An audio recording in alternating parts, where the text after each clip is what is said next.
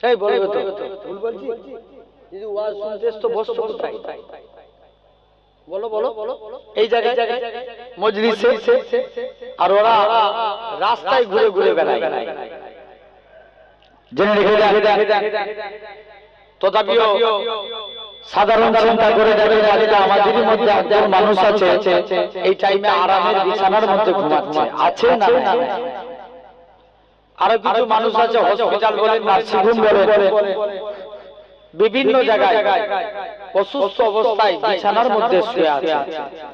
তো আমার আল্লাহ কত বড় দয়াবান, কত বড় মেহেরবান যে আল্লাহ আপনার আমার শরীরকে সুস্থ রেখে সবল করে তামাম গুনাহ থেকে দূরে সরিয়ে রেখে এমন এক কোরআন হাদিসের মাহফিলে বসিয়েছে যে জায়গায় বসলে আল্লাহ এমনি গুনাহ মাফ করে দেয়। আরো জোরে বলা গেল না? মাফ করার মালিক কে? আল্লাহ। তথাপিও অল্প কিছু টাইম আপনাদের কাছে আলোচনা করব। যে আমার পরে কেউ আছে নাকি? ভাই আল্লাহ রাসূল তিনটে মসজিদের কথা বললেন। কটা মসজিদ? তিনটে। নাম্বার 1 মসজিদুল হারাম, যেটা মক্কায় অবস্থিত। কোথায়? জোরে বলো। মক্কায়। যে মসজিদে এক রাকাত নামাজ পড়া মানে 1 লক্ষ রাকাত নামাজের সওয়াব। জোরে বললেন না? এটা 1 নাম্বার মসজিদ।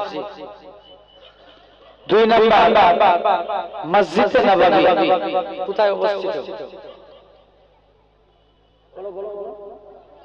মদিনা শরীফ। কাবার বাবা মদিনা শরীফ। দেখবেন সমাজে আমিও আপনাদের দোয়ার বরকতে 2 মাস আগে ছিলাম মক্কা মদিনা।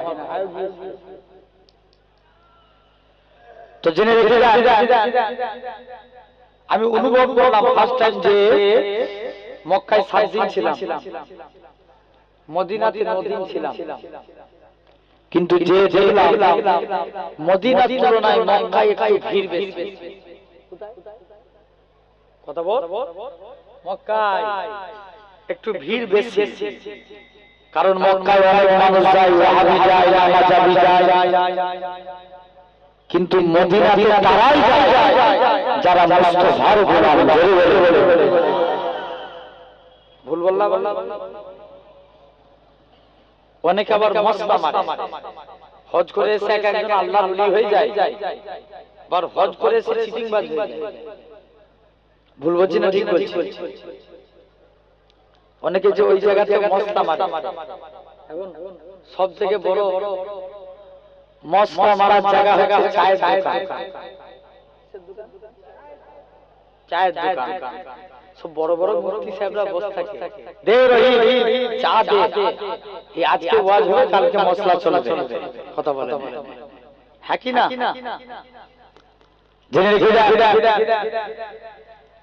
ভাইরা, আপনারা তরুণেরা, তথাপিও আমরা এই সুন্দর নদিয়ানা মাহফিল, জান্নাতের বাগান, বেহেশতের বাগানে আমরা বসেছি। আমরা দেখতে পাচ্ছি আমরা এই জায়গায় সিরাতের উপরের উপরে বসে আছি। আমার আল্লাহ চাইলে পারে একদিন আল্লাহ আপনাকে জান্নাতি সিংহাসনে বসাবে।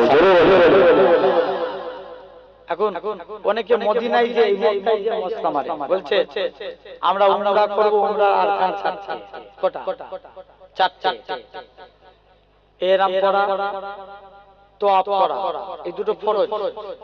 সাই করা, মাথার চুল ফেলে দেয়া। কটা হলো? 4টে। যে কেন মদিনায় যাব?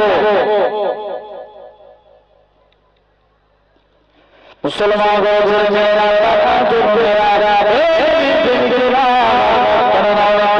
যারা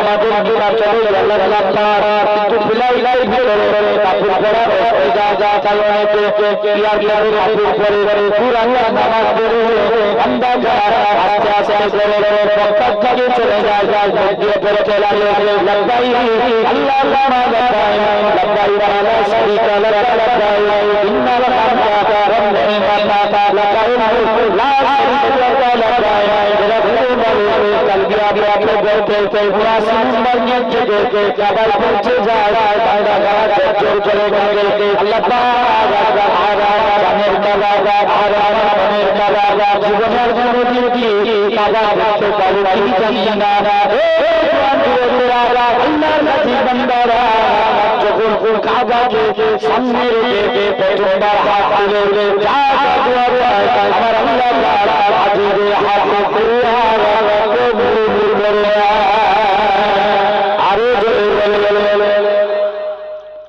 শুধু তাই নয় বান্দা কাবা ঘর কাছে চলে যায় হাজার আসওয়াদকে জামবগর করে নিয়ে জামবগর উপরে কাপড়টা দিয়া হাজার আসওয়াদের অন্তরে চড়া তবে তো আপনারা কাবা দিকে তাকানো যাবে না কাবা দিকে তাকানো বান্দা সাজ্জাদ করে মাকামে ইব্রাহিম লক্ষ্য করে পুরানো নামাজ পড়ে বান্দা জঞ্জনের পানিতে সাফা মারওয়ায় চলে যায় আল্লাহ সাফায় যায় মারওয়ায় যায় সাফায় আছে ফেরা করতে করতে বান্দা সাফ চচ্চর হয়ে যায় মাথা চুল চলে যায় তারা বলে কেন আমরা মদিনায় যাব কপাল বাঁধা রাখে এই কাবা শরীফ হলো না আমার রাসূলুল্লাহ যদি না হতো ইব্রাহিম নবীও হলো না আমার রাসূলুল্লাহ যদি না হতো ইসমাঈল নবীও হলো না আমার রাসূলুল্লাহ যদি না হতো এই জাতিরে আল্লাহ তাআলা কাবাকে শরীফ করে দিয়েছে বলি আমার মসজিদে কিবলা নাই দূর রাকাত নামাজ পড়ে বলি আমার নামাজ পড়ে মনে করে আল্লাহ তাআলা আপনি যদি কাবাকে কিবলা বানান এতে করে আল্লাহ বুঝেছি আল্লাহ দেখে আমার আল্লাহ জানিয়ে যায় তুমি সিজদা থেকে মাথা তুলো আমি আল্লাহ তাআলা আপনার কাছে কাবাকে কিবলা করে দিলাম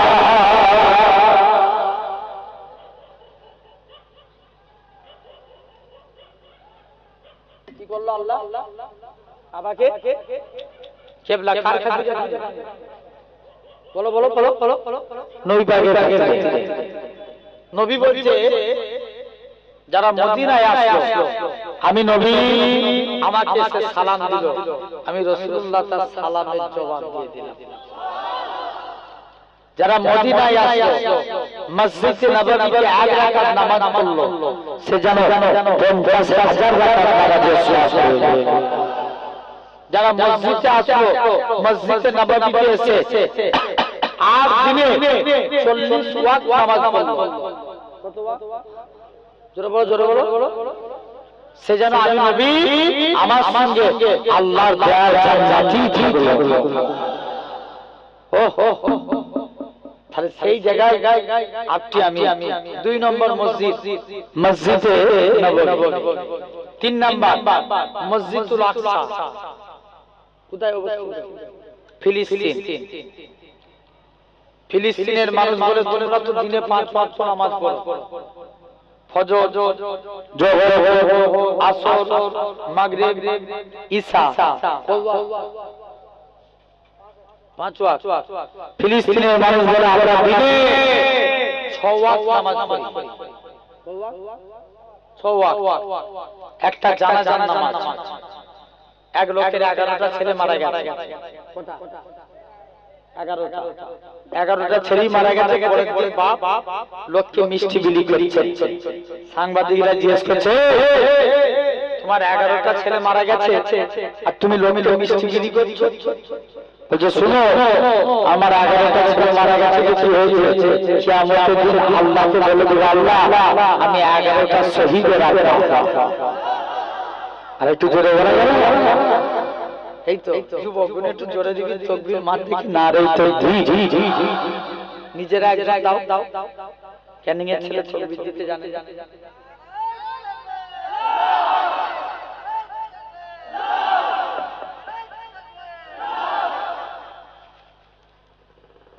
এখন বলেন সবাই মসজিদ ভেঙে দিতে চায়, আমরা ভাঙার পক্ষে না করার পক্ষে? জোর করে বলো ভাই। আমাদের কাছে বাবরি কেড়ে নিয়েছে, আমরা সুপ্রিম কোর্টের বিচারকে প্রাধান্য দিয়েছি, ঠিক কি না? কিন্তু খবর নিয়ে দেখো যে বিচারপতি এখন বিচার কথা বলে ইনসাফ করে বলো, টাকা যে দিকে বিচারে যায় সেই দিকে। ভাই আপনার ঘরে যদি কেউ একটা ইট ভেঙে দেয় তার উপরে আপনার রাগ হবে না? হবে না? রাগ হবে তো? তাহলে মসজিদ কার ঘর? কথা কয় না, সবাই মিলে বলবে তো মসজিদ আল্লাহর ঘর। মসজিদকে কেউ যদি ভাঙে আল্লাহ ছেড়ে দিবে? ছাড় দেন আল্লাহ, কিন্তু ছেড়ে দেন না, এটা মাথায় রাখতে হবে। জেনে রেখে দেন, কত হাওয়ায় লাফাচ্ছ লাফা, আল্লাহ ছাড় দেন কিন্তু ছেড়ে দেয়। বিচার এখন ঠিক নয়। আমার মনে পড়ে যে এক দেশে এক পীর আর মুরিদ হেঁটে হেঁটে যাচ্ছে, হ্যাঁ ওই দেশে ঘিয়ের দাম বলবে তো, ঘিয়ের দাম। আর সবাই মিলে ঘি খেয়ে খেয়ে মুরিদ বলছে হুজুর আমি যাবো না, বলছে না যেতেই হবে।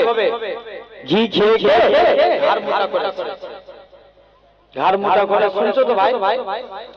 ঘি খেয়ে খেয়ে ঘাড় মোটা করেছে, ঘাড় মোটা করে মুরিদ বলছে না আমাকে যেতেই হবে। এই পীর চলে গেছে, কারণ ওই দেশে দুই চোর চুরি করতে যে পাঁচি চাপা করে মারা গেছে। দুটো চোর চুরি করতে যে পাঁচি চাপা করে মারা গেছে। চোরের যে বাপ রাজার দরবারে বিচার দিচ্ছে। কার দরবারে? রাজার দরবারে। আর রাজা বলছে ঠিক তো আমার দেশের দুটো নাগরিক মারা গেছে, বিচার করতে হবে। যা বাড়িওয়ালাকে ডেকে ডেকে, এই বাড়িওয়ালা তুমি কেমন বাড়ি তৈরি করেছো? দুটো চোর তোমার বাড়িতে চুরি করতে যে মারা গেছে। বাড়িওয়ালা বলছে রাজা দোষ আমার না, দোষ তো যে রাজমিস্ত্রি তার। রাজমিস্ত্রি বলছে যা তোকেও ছেড়ে দিলাম। রাজমিস্ত্রিকে ডেকে ডেকে, এই রাজমিস্ত্রি তুমি কেমন বাড়ি তৈরি করেছো? বলছে রাজা দোষ আমার না, এবার যেমন মশলা দিয়েছে বাড়ি তৈরি করেছি। কে বলছে? মিস্ত্রি বলছে। বলছে যা তোকে ছেড়ে দিলাম, লেবারকে ধরে নিয়ে আয়। তুই কেন মশলা কেমন বানিয়েছিস? যে রাজা দোষ আমারও না, আমি যখন মশলা বানাচ্ছিলাম একজন হাত দিয়ে দৌড়ছে, ওর বালতিতে পায়েস রেখে মশলা সব পানি পড়ে গেছে। কি করবে, এত মশলা নষ্ট হয়ে গেছে, যা তোকেও ছেড়ে দিলাম। হাতিওয়ালাকে দেখে দেখে, এই তুই কেমন বাড়ি তুই মশলা আদি কেন দৌড় করাচ্ছিস? যে একটা মেয়ে এমন চুরি করে ঝনঝন করে আওয়াজ করছে, ওর আওয়াজ শুনে আমার হাতি ভয়ে দৌড়েছে। বলছে যা তোকেও ছেড়ে দিলাম। মহিলাকে দেখে দেখে, এই তুই কেমন চুরি বানিয়েছিস? মহিলা বলছে রাজা দোষ তো আমার না, আমাকে স্যাগরা চুরি বানিয়ে দিয়েছে, আমি পড়েছি যা। যে তোকেও ছেড়ে দিলাম, স্যাগরাকে দেখে দিয়ে স্যাগরা বলছে স্যাগরার কোনো উত্তর খুঁজে পাই। রাজার বিচারের সিদ্ধান্ত হলো যে এই স্যাগরার জন্য দুটো চোর চুরি করতে যে মারা গেছে। কার জন্য? যত দোষ নন্দঘোষ, বুঝতে পারছেন? এখন স্যাগরার গলায় ফাঁসি দিবে, গলায় দড়ি দেয়, দড়ি বেরিয়ে চলে যায়, দড়ি বেরিয়ে চলে যায়। এখন যেই দড়ি বেরিয়ে চলে গেছে, রাজা বলছে যা ঘাড় মোটালা লোক খুঁজে নিয়ে আয়। কার কথা একটু আগে বলছি, কারণ মনে আছে দেখো, ইয়েস ওই সে মুরিদ, মনে আছে তো? মুরিদ ঘি খেয়ে খেয়ে ঘাড় মোটা করেছে, আর মুরিদকে তুলে নিয়ে চলে গলায় বসিয়েছে ম্যাচে ম্যাচ। আর মুড়ি জিজ্ঞেস করছে রাজা আমার দোষ কি, যে চুপ কর, তোর ঘাড় মোটা, এটাই তো সব থেকে বড় দোষ। কি মোটা?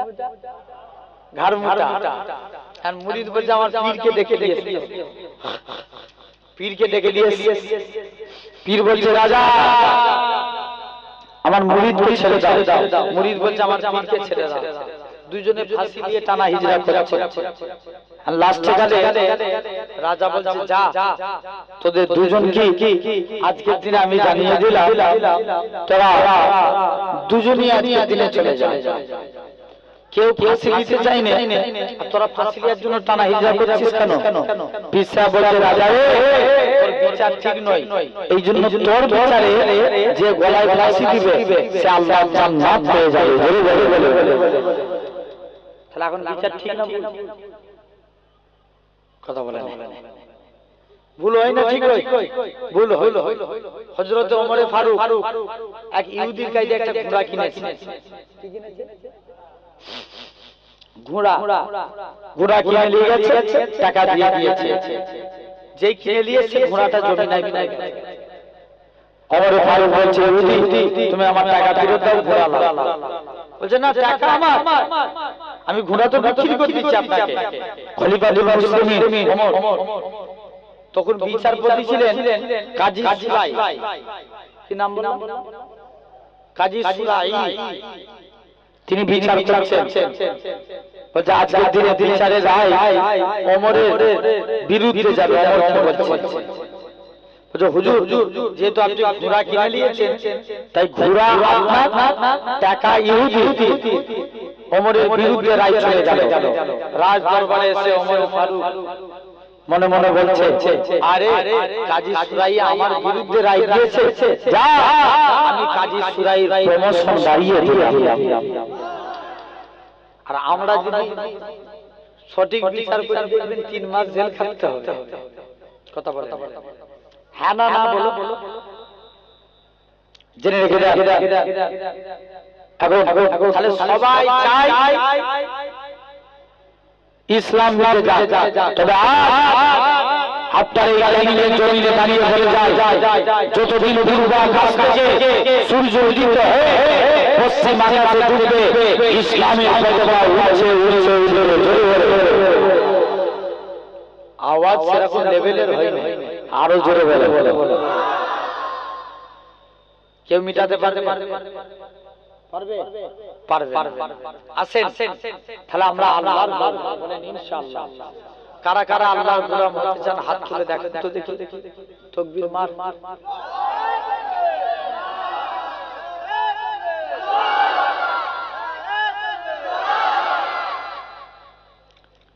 এই যে হাত তুললাম এটা দেখলো কি? সওয়াব দেওয়ার মালিক কে? আল্লাহ। প্রতিটা জায়গায় যে বলে মুসা নবী আল্লাহর কাছে জিজ্ঞেস করছে আল্লাহ আমি দেখতে চাই দুনিয়ার জমিনের সবথেকে গুনাহগার মানুষ কে? আল্লাহ বলছে মুসা তুমি অমুক জায়গায় রাস্তায় দাঁড়াও। মুসা নবী রাস্তায় গিয়ে দাঁড়ায়, দেখে একটা বয়স্ক লোক একটা বাচ্চা ছেলের হাত ধরে হেঁটে হেঁটে যাচ্ছে। মুসা নবী বলছে আল্লাহ এই লোকটা গুনাহগার, আল্লাহ আমি দেখতে চাই নেককার মানুষকে। আল্লাহ বলছে মুসা তুমি ওই রাস্তায় দাঁড়াও, যে রিটার্ন ফিরে আসবে সে হবে নেককার। মুসা নবী তো কনফিউজ, আল্লাহ এটা কেমন করে সম্ভব? একই লোক যাবার সময় গুনাহগার, আসবার সময় বলো ঠিক বলছো নেককার। মুসা নবী আল্লাহ এটা কেমন করে সম্ভব? মুসলমান রাস্তা দিয়ে দুনিয়া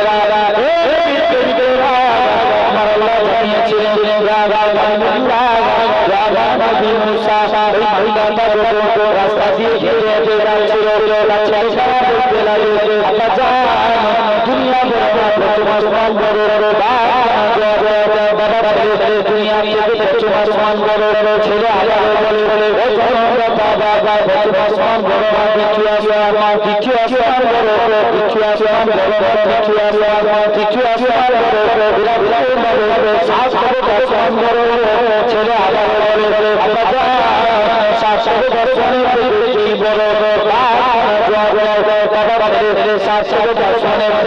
আমি তোরা আমার ছেলে আবার বলে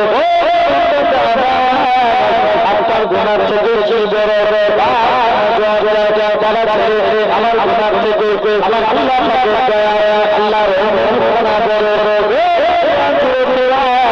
আমার আল্লাহ জানিয়েছিলেন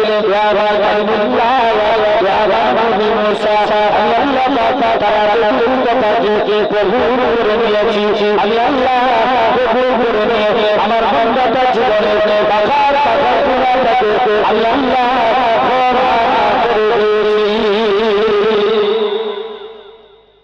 আমি আল্লাহ তাকে মাফ করে দিয়েছি।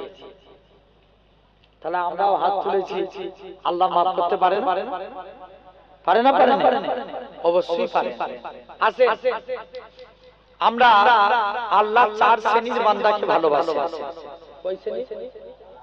এই চারটে বিষয় নিয়ে আলোচনা করব, তাতে যতক্ষণ সময় লাগে শেষ হয়ে গেলে শেষ।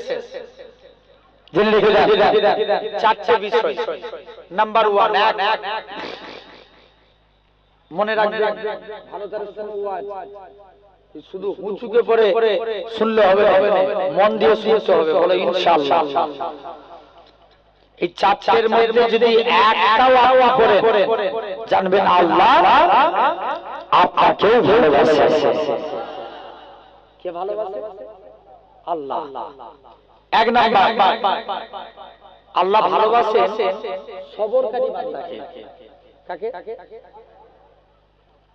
জোরে বলো। সবরকারী, ধৈর্যশীল। ভাই এখন আমাদের মধ্যে ধৈর্য আছে না উঠে গেছে? কথা বলেন। হ্যাঁ উঠে না? ধৈর্য উঠে গেছে।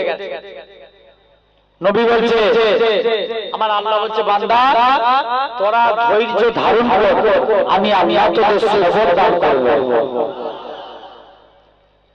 এখন বলো সবর আগে না নামাজ আগে? বলে হুজুর তুমি চুপ করে ওয়াজ করবে কোনা, তো জিজ্ঞেস করে জ্বালাবে। রাগ করছো নাকি? সবর আগে না নামাজ আগে?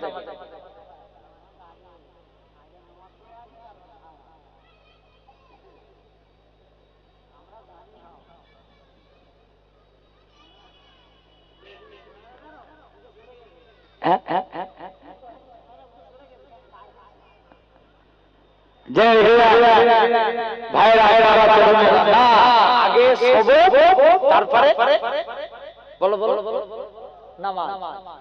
সবর না থাকলে নামাজ হবে? কথা বলো। হবে না।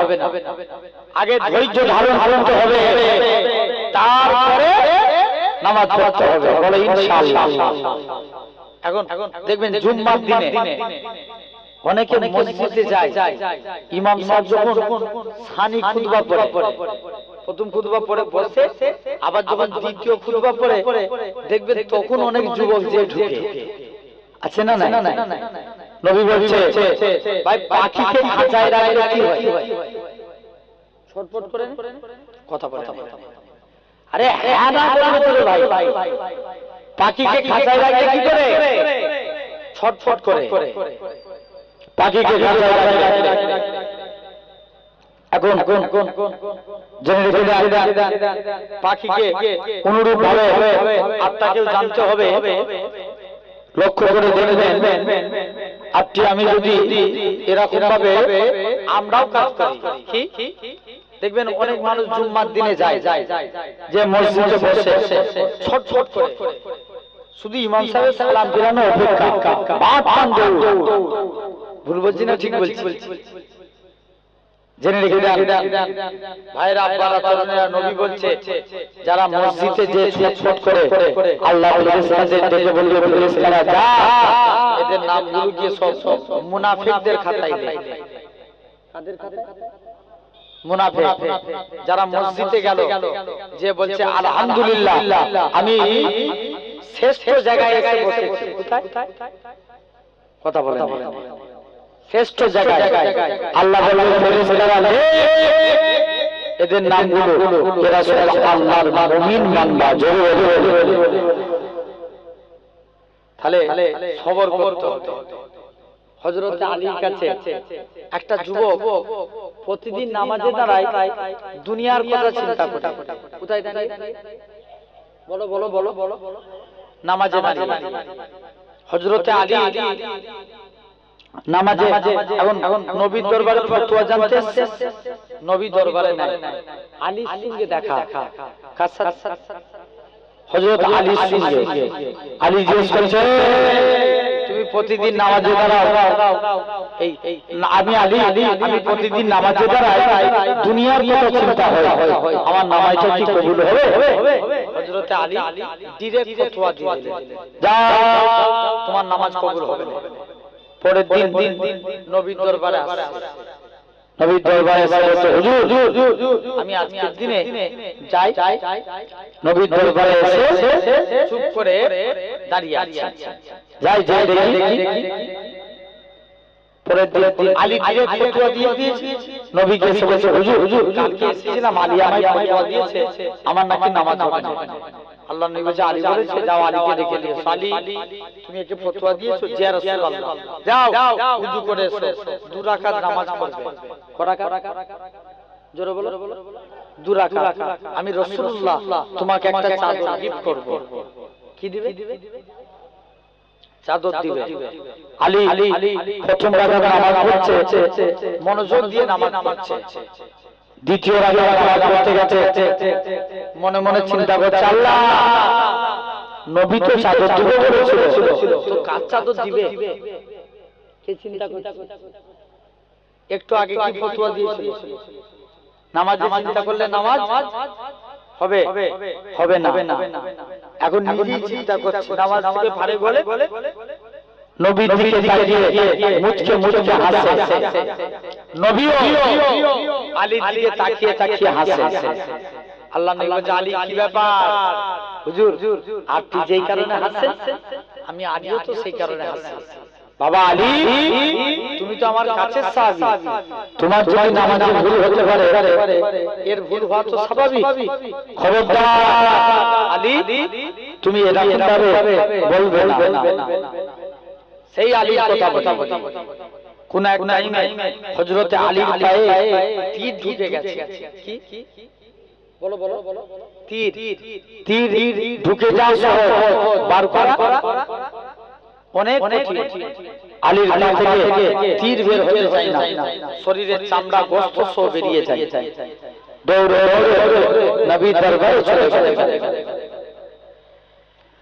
মুসলমান মেরা বাহাদুর মেরা মেরা আল্লাহ নবী সাহাবী হযরত আলী রাদিয়াল্লাহু তাআলা আল্লাহ নবী সাহাবী আল্লাহ নবী হুজরাত মুবারক চলে গেলেন। ইয়া রাসূলুল্লাহ সাল্লাল্লাহু হযরত আলী পায়ে লেগে গেছে, তীরটাকে বার করতে পারি না, তাই আপনার কাছে এসেছি। আল্লাহ নবী বলেন ও বাবা সাহাবীরা চলে যাও আমার আলী যখন নামাজে দাঁড়াবে এমন অবস্থা আমার আলী পা থেকে তীরখানা বার করে নেবে।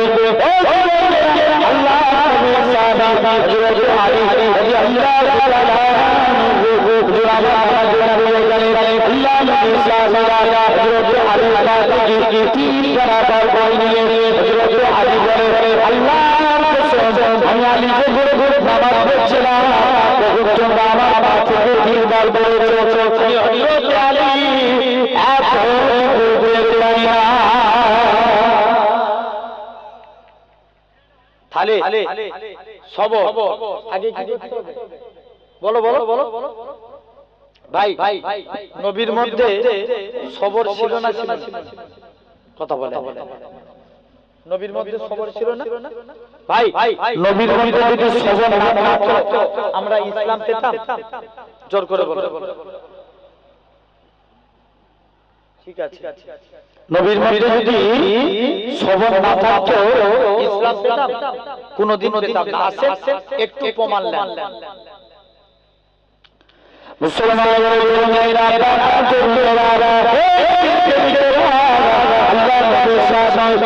নবী মনটা মারা করে মদিনা মসজিদে নবী আমার মনটা মারা করে মক্কার কাফেরদের কাছে যায়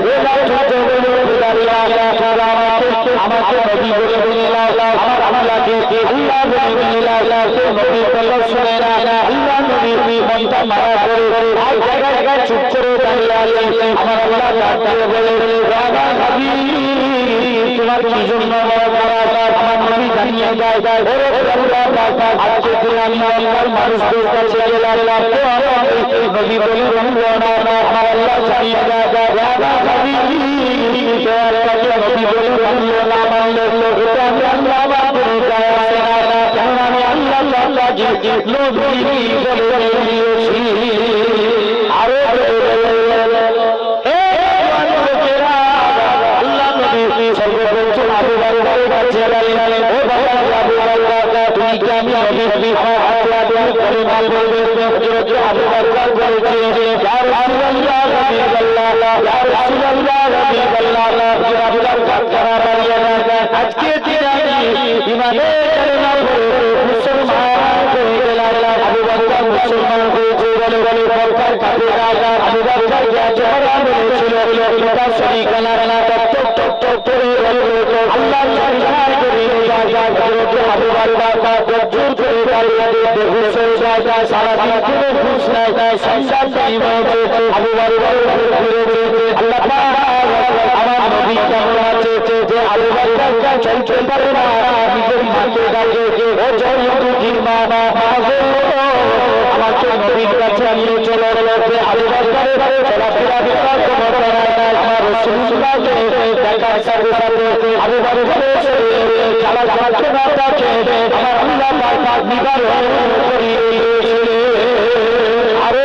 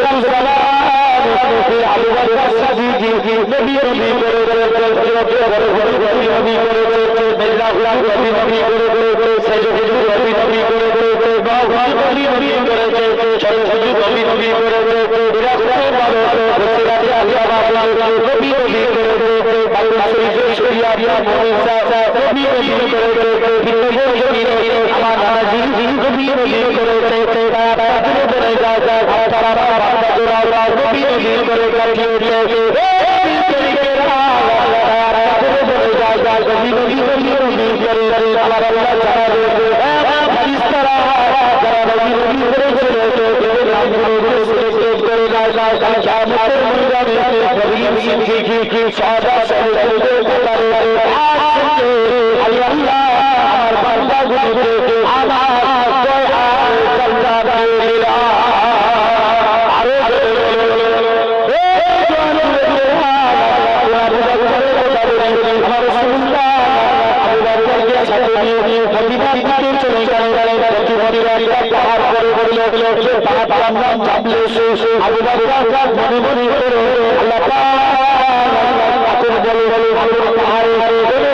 সিঁড়ি হয়ে গেছে সিঁড়ি ছিল না আবু বাকর মনে মনে করে আমার নবী হয়ে গেল আবু বাকর আমার রাসূলুল্লাহকে 3000 উপরে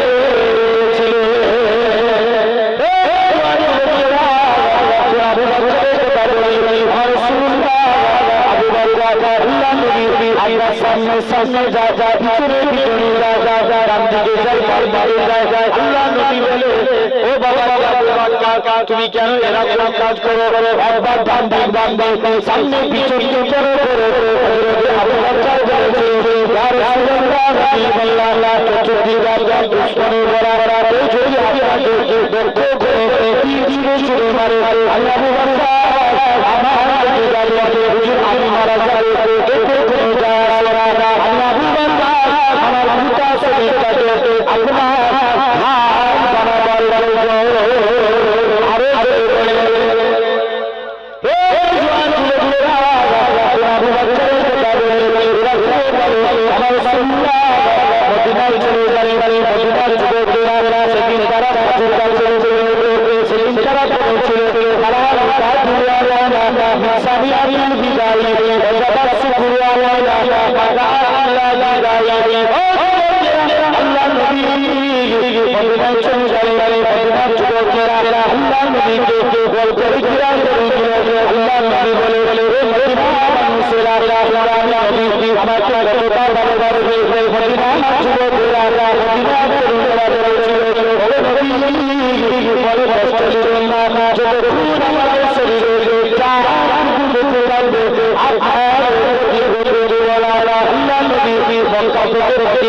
একজনকে নিয়ে আসে আমার বক্তায় দিয়ে যা আমার পরিষ্কার করলেন মসজিদে এসে আল্লাহ নবী বিলালকে কাবার চাবি তুলে দিলেন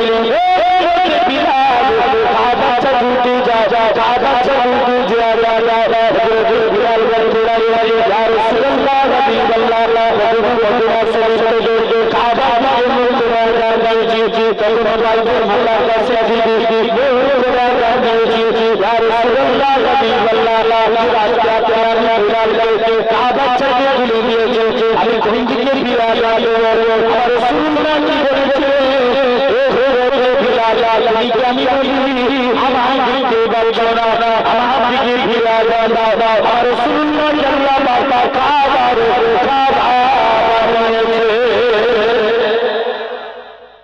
তাকবীর মারো নারে তাকবীর নারে তাকবীর নারে তাকবীর হযরত মির্জা আবুল বকর সাহেব নারে তাকবীর জেনে রাখেন ভাই নবী মদিনায় গেলেন কজনকে নিয়ে এতক্ষণ তো শুনছিলে বলো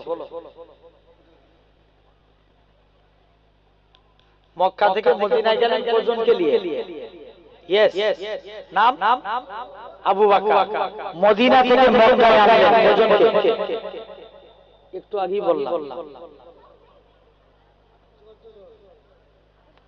ইয়েস কে বললো 1400 কত 1400 সাহাবী নবী মদিনায় ছিলেন জেনে মক্কা থেকে মদিনায় আসছেন একজনকে নিয়ে মদিনা থেকে মক্কায় আনলেন একজন নিয়ে যাচ্ছেন 1400 সবর করলো, ইসলামের বরকত হলো না হলো?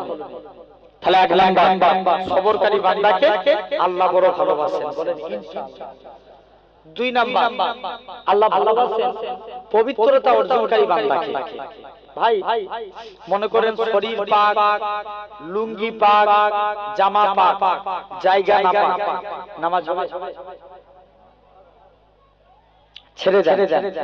জায়গা পাক, জামা পাক, লুঙ্গি পাক, শরীর না পাক, নামাজ হবে? হবে না। তাহলে শরীরকে পাক করার দরকার আছে না নাই? কারা কারা রাজি আছে হাত তুলে দেখা। জোর করে তাকবীর মারো, নারে তাকবীর। এই হচ্ছে না। দাঁড়াও তো, এই পাশ থেকে এই দিকটাই যারা বসে আছে তোমরা তাকবীর দাও তো একবার, নারে তাকবীর।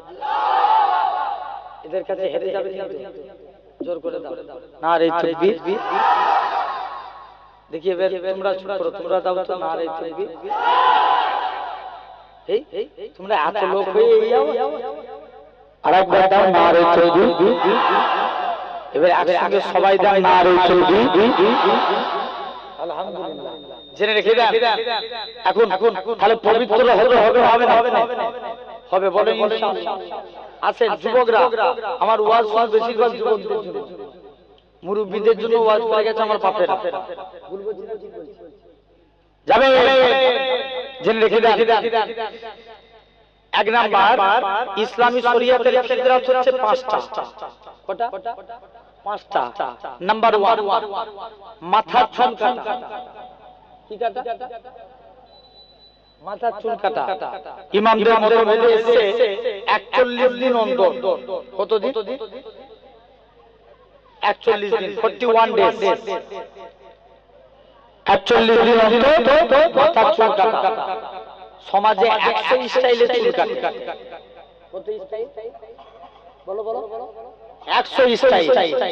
এক একজনের মাথার পিছন দিকে দেখবে যেন মনে হচ্ছে টিকটিকি বসে আছে। কথা বলে আছে না? নাই। অনেকে আবার ভাই ছোট, উপরটা বড় আছে না?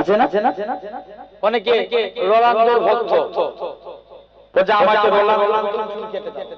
অনেকে মেসি ভক্ত, নেইমার ভক্ত, তাদের চুল কেটে দাও। অনেকে বিরাট কোহলি, সলমান খান, শাহরুখ খান ভক্ত, তাদের মধ্যে চুল কেটে দাও। জেনে রেখে আমরা তো চুল কাটতে যাই ভাই, সেলুন দোকানে যে বিভিন্ন স্টাইলের কথা বলি, কিন্তু আরো সেলুন দোকানে যে বলেছি, সেলুনওয়ালা ভাই আমার চুলটা একটু নবীর স্টাইলে কেটে দাও। কেউ বলেছি? কথা বলে আমি সেলুনওয়ালা তো কনফিউজ হয়ে যাবে, নবীর স্টাইল কি দেবে বাবা? কি আবার কি কাটি? এই ধারে ছোট, উপরে বড় না ছোট? নালে বাড়ি রাখে। তো জেনে রেখে তাহলে আমরা নবীর স্টাইলে আগামী আসন্ন ঈদ একটা নতুন করে যুবকরা ছাড় দাও, নবীর স্টাইলে ছাড়, বলেন ইনশাআল্লাহ। হবে তো নাকি? সবটা সমান করে কাটতে হবে। জেনে রেখে মুসা নবীর জামানায় সামিরা বলে এক ব্যক্তি, কি নাম? সামিরা। সে সবসময় মুসা নবীকে নকল করত। কি করত? নকল করত। মুসা নবীর ব্যঙ্গ করত। মুসা নবী যেমন ভাবে মাথায় পাগড়ি পরতে, সামিরা ওইভাবে পাগড়ি পরত। মুসা নবী যেমন ভাবে পায়জামা পরতে, সামিরা ওইভাবে পায়জামা পরত। মুসা নবী যেমন ভাবে লাঠি নিয়ে চলতে, সামিরাও লাঠি নিয়ে চলতে। এখন ফেরাউন তারা করলো, মুসা নবী ভিন্ন দেশে চলে গেল। কোথায়? নীল নদ। আল্লাহ বলছে মুসা লাঠি ঠেকাও। মুসা নবী লাঠি ঠেকালে পানি কি হলো? ভাগ হয়ে রাস্তা হয়ে গেল। মুসা নবী রাস্তা পার হয়ে গেল, অর্থাৎ নীল নদ পার হয়ে গেল। আবার বলছে মুসা লাঠি ঠেকাও। যেও লাঠি ঠেকালে পানি আবার কি? সমান। আজও মিশরের নীল নদের পানির কালার দুটো, একটা আপনার কি বলেন ঘোলাতে পানি আর একটা স্বচ্ছ পানি। আর মুসা নবী পার হয়ে গেছে, ফেরাউন সবাই ডুবে মারা গেল। আল্লাহ সামিরাকে বাঁচিয়ে দিল। কাকে? বলো বলো কথা শুনতে পাই। সামিরাকে বাঁচিয়ে দিল। মুসা নবী সামিরাকে রেখে রেগে গেল। আল্লাহ তুমি ফেরাউনের আগে একে মারতে পারলে না? আল্লাহ বলছে কেন রে? আল্লাহ দিন রাত জ্বালা মুসা নবী রাগী না কম না বেশি? অনেক বেশি। এত রাগ মুসা নবী আজরাইল ফেরেশতা জান কবজ করতে গেছে, বলছে এই আজরাইল পালা, এখন মুড নাই। কি নাই? মুড নাই, পালা। দ্বিতীয়বার মুসা আল্লাহর হুকুম হয়েছে তোমার পা দিয়ে, মুখ দিয়ে না চোখ দিয়ে জান কবজ করব। নবী মুসা তো রেগে লাল, এই পা দিয়ে আমি আল্লাহ সঙ্গে হেঁটে হেঁটে যাই, মুখ দিয়ে আল্লাহর সঙ্গে কালাম করি, চোখ দিয়ে আল্লাহর নূর নাজালি দেখি, তুই আমার পা দিয়ে মুখ দিয়ে চোখ দিয়ে কাজ করবি? টেনে এক চোখ মেরেছে। আজরাইল ফেরেশতা ডান চোখ বেরিয়ে গেছে। কোন দিকে চোখ? বলো ডান দিকে চোখ বেরিয়ে গেছে। আল্লাহ চোখ ধরে নিয়ে হাজির। আল্লাহ কোন মানুষের জান কবজ করতে পারছো? নিজেরই জান চলে যাবার খা। কে বলছে? আজরাইল বলছে। সেই মুসা আল্লাহ জিজ্ঞেস করছে কি চাস মুসা? আল্লাহ বলছে মুসা তোমার স্টাইলকে আমি আল্লাহ কবুল করেছি, আর তোমার স্টাইলকে কপি করেছে সামিরা, এর জন্য আমি আল্লাহ তাকে মাফ করে দিয়েছি। বুঝাতে পারলাম? তাহলে এক নাম্বার, আমরাও যদি নবীর স্টাইলকে কপি করি, আল্লাহ মাফ করতে পারে না? যুবক আমরা অনেকে সুদ পড়ি না? কথা পড়ি না? সুদ পড়তে আমি নিষেধ করছি না, পড়বেন গাঁটের উপরে পড়বেন। কিসের উপরে? যদি ঘুরিয়ে নিচে চলে যায় একটু ঘুরিয়ে নিবে, পারবে না? তুমি স্টাইল দাও, তোমার স্টাইল থেকে যে শিক্ষা নিবে, তুমি ঘরে বসে বসে সুন্নতে সওয়াব পাবে। জোরে বলবে না? গাঁটের নিচে পড়া হালাল না হারাম? কথা বলো। হারাম। কঠোরভাবে হাদিস শরীফে আমি একটা ক্লাস 9 এ হাদিস শরীফ পড়েছিলাম। পোশাক পরিচ্ছদ অধ্যায় থেকে এক বান্দা টাকনুর নিচে এরকম পায়জামা পরে রাস্তা দিয়ে হেঁটে হেঁটে যাচ্ছে, কিয়ামত পর্যন্ত সে মাটির নিচে ঢুকতেছে। তাহলে গাঁটের নিচে পড়া যাবে না, বলো ইনশাআল্লাহ। তবে সুদ পড়বে আই থেকে একটা নিয়ম, যখন পড়বেন আগে ডান পা দিবেন। কোন পা? পায়জামা পরবেন কোন পা? ডান পা। এই বস মুরব্বি নয়, যুবক তুই কোথায়? দেখ কচি তুই এই দিকটা তাকাই।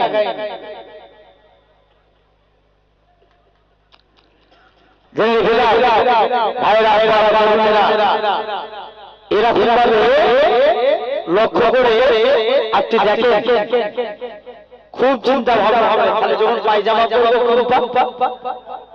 ডান পা। স্যুট পরলে ডান পা। পাঞ্জাবি পরবে ডান পা দিয়ে, ডান হাত। গেঞ্জি পরবে ডান হাত, জ্যাকেট পরবে ডান হাত, কাউকে কিছু দিলে ডান হাত, নিবে ডান হাত।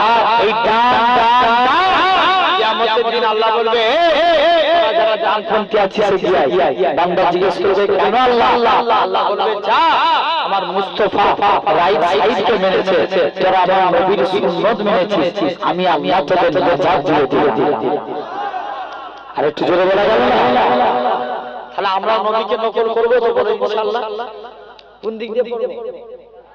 জুতো পরবে আগে ডান পা। আলহামদুলিল্লাহ। দুই নাম্বার, গোঁফ ছোট করা, দাড়ি বড়। এখন ঠিক চাকা উল্টো দিকে ঘুরছে। এখন কি হয়? বড় দাড়ি ছোট। আবার একজন আছে এমন করে ঘুরায়, আছে না? কথা বলে সারা দাও গব্বার সিং ঝিল্লি খেলে গপের পানি তাহলে গপ কি করতে হবে? ছোট করতে হবে। অনেকে বলে গপ না রাখলে পুরুষ বলবে, খ্যাপা গুদা করে দাড়ি না রাখলে পুরুষ বলবে। কি বললাম? দাড়ি না রাখলে নকল করে শিখ ধর্মের একজন নেতা আছে গুরু নানক, কি নাম বললাম? জোরে বলতে হবে। গুরু নানকজি বলেছিল ছেলেটা যারা আমার অনুসারী হবে মাথায় পাইবে মুখে দাড়ি রাখবে। যত শিখ পাঞ্জাবির মধ্যে সব মাথায় পাইবি মুখে দাড়ি রাখি। এখন